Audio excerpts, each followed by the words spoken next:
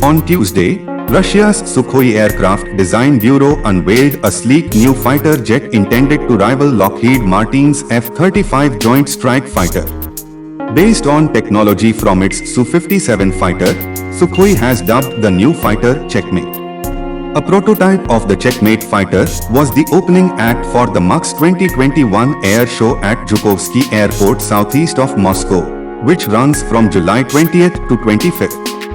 Russian President Vladimir Putin visited the exhibit on its opening day. Details of modifications of the latest Russian fifth-generation light fighter are revealed. The newest Russian light tactical aircraft of the fifth generation, also dubbed as the Su-LTS, will be available in 3 different modifications, which will primarily depend on the customer's requirements. As follows from the data presented, the newest Su-LTS will be produced in a single-seat version. If necessary, the customer can get a 2-seat version, in which the countries of the Asian region are especially interested, as well as a completely unmanned version that will be capable of hitting not only land and sea targets, but also used as an interceptor.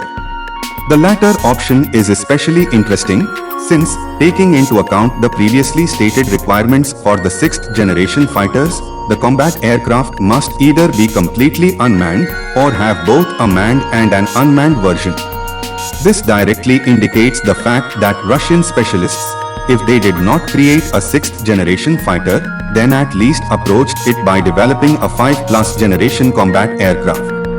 According to a number of assumptions, at least 12 countries may be interested in the acquisition of the Russian Su-LTS today, especially since the cost of this combat aircraft may turn out to be very affordable, according to various estimates, no more than $60 to $70 million.